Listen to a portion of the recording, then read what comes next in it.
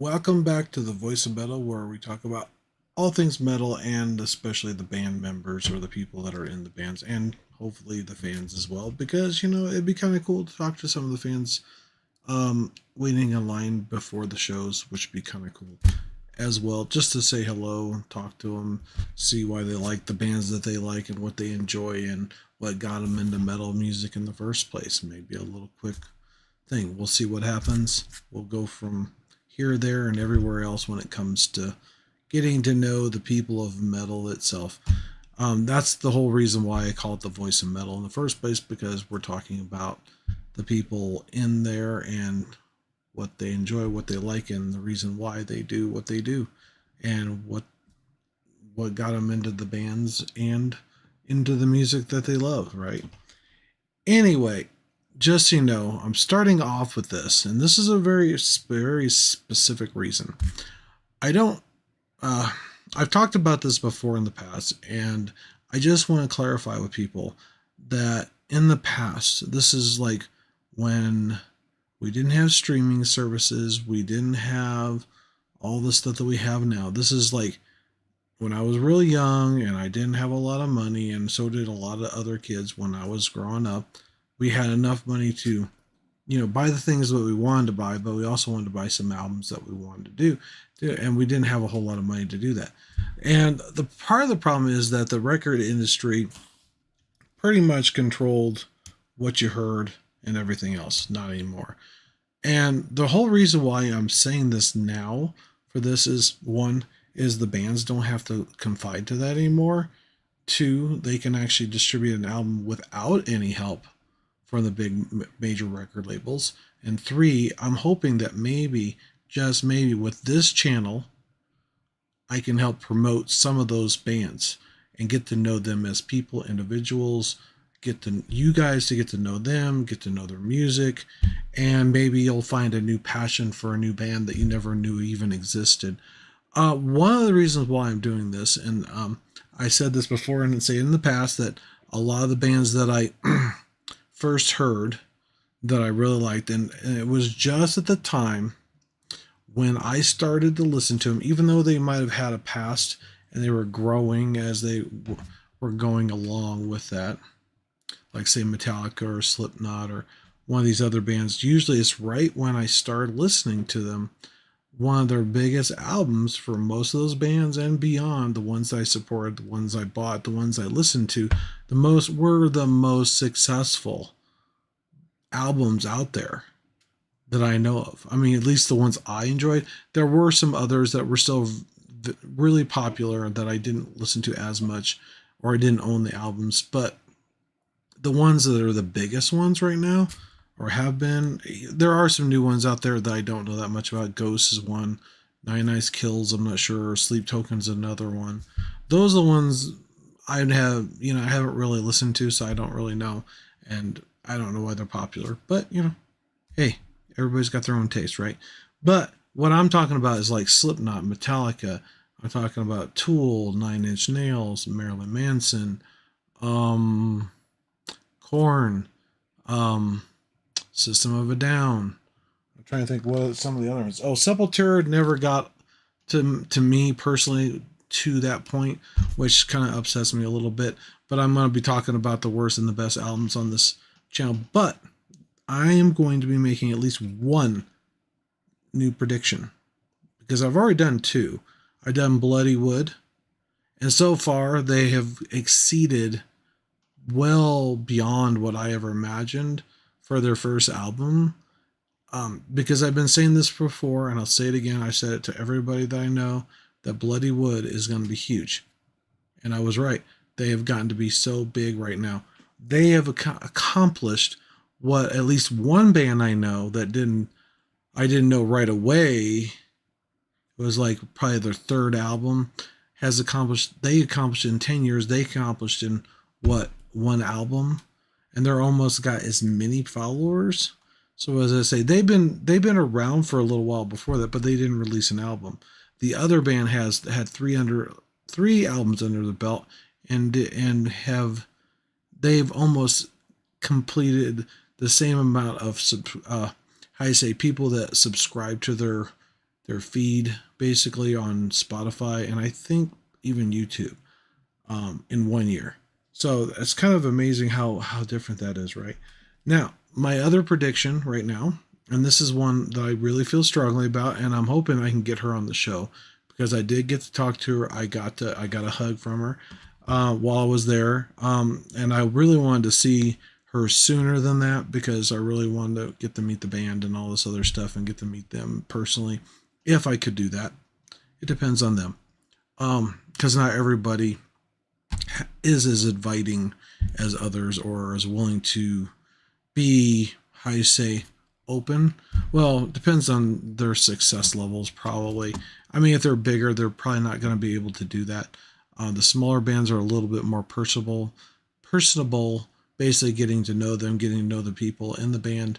So that way, they kind of spread the word about themselves. Is Raven Black. And actually, I think the other two bands that were opening for her were really good too. I never heard any of them before that, but I really believe that they might actually be really successful too. No, I don't know how successful, but I do know that with the new album Raven Black has going to be putting out in September, I've already pre-ordered it. I have not heard one song on this album, but I guarantee I will love the album. That's how sure I am because of some of the stuff that she's produced in the past. I believe that there she's going to be that point. Usually I would listen to at least one song, then I would buy the album or two on the radio or whatever. That's how I used to make my choices. Now, if I pre-order it, it's hard to say, but I know when I buy an album because I like the band enough that they usually become phenomenally huge. And I think I did. I think I said Tool too. That was another one. Oh, Rob Zombie, of course, White Zombie. The only thing is with Zombie, I still think and I still wish it was White Zombie, not Rob Zombie, because to me the band is what made the band, not Rob. Rob is cool. I like Rob, which I was hoping to get tickets to the show, but I'm not gonna go because it was just I don't know. I'm not. I got other things that I can spend my money on, unfortunately, and the tickets were a lot higher than I expected them to be. I did do the Metallica one. That was about it. Um, Not saying that I don't have the money for it, but I just feel like I could put that money to better use elsewhere for now, for the price. But I'm thinking later on, I might still see him later on. I don't know. We'll see. I just don't know if I want to see, I don't know. It depends on who's playing with them, I guess, maybe for me. But anyway, that's besides the point. Um, there are other bands out there I've been listening to, and I'm trying to remember their names. I can't recall who they are. There's some of them actually I just started listening to that I liked. Because usually right now I'm doing Discovery, which it plays some songs I haven't heard. So I'm hoping that maybe I'll be listening and one of the songs will grab my attention and just slam me up against the wall practically. It's like, whoa, take me back kind of thing. If it does that kind of thing, yeah, you got something special, right? There's a lot of bands out there really got good music, but there's some that are far better than even others. I mean, I listen to a wide variety of music. Scar of the Martyr is definitely a good one. Decapitated is another one. Um, um, King 810. Um, who else? Stitch Apart is really good. I really like for softer music, softer kind of rock music. It's really good. Of course, Infected Rain.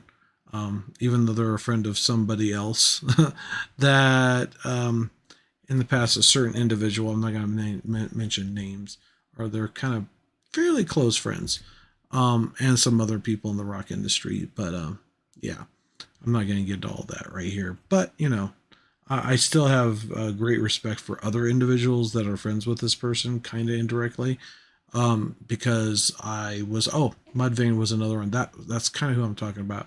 Chad is one of the I think by far one of the best metal singers out there. I mean, not by far the best, but he's one of the top ones out there. I mean, if I was gonna rate him there's these people that are like up there, right? Sepultura is another one. Cavalera Conspiracy. If you have not heard their music, please do so. They are the original guys that started Sepultura in the first place. They are the ones that actually made that music happen. And I guess apparently from what I just now found out, I wasn't sure what the whole story was behind it. I guess apparently they just felt like they were just getting tired and they just wanted a fresh start, something new, something different, in another direction, which I can totally get because a lot of bands do that. Sometimes they have this whole thing going on where they feel that they need a refresh to kind of get the motor started in a different direction so that way they can explore new avenues. And I think that's what Metallica's done. I think there's a lot of other bands that have done that. There's even one band, I don't remember the name of it, that somebody says that they were so, they started off one way and then they kind of went from one to another genre. I think that was one of the ones that I was talking about of the different subgenres, which I have not completed that full list, so I apologize. There was a lot of bands on there. I had over 1,000 songs on that playlist. So right now I am going to start talking about the from basically this is from Revolver. Um, just so you know, it's basically Sepultura's fan poll of the top 5 albums ranks from worst to best. So I guess number one is the worst, I guess, to the best. I guess is what it is. It's kind of interesting. Now I don't know how to pronounce this one, so I apologize. Number 5, it's the one that says Schizophrenia. I'd probably I should have if I would know that I would have had something pronounce it. Um, Synchronize. That's probably not synchronize. I guess is the worst album out of the bunch, out of the top 5.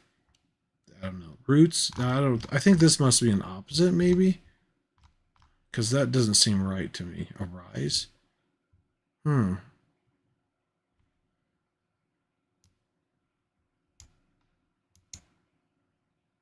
Hold on here.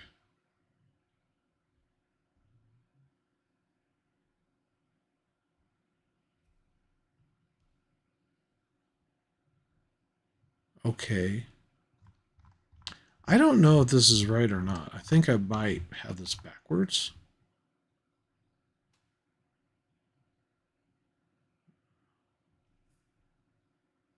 Yeah, no, I'm not certain. I'm trying to read this and see. I guess this is their worst. I guess they think. I don't know. Anyway, Roots was number 4, which me personally, I don't agree with. I think Roots is one of their better albums. I think that was like probably number 2, maybe at the most.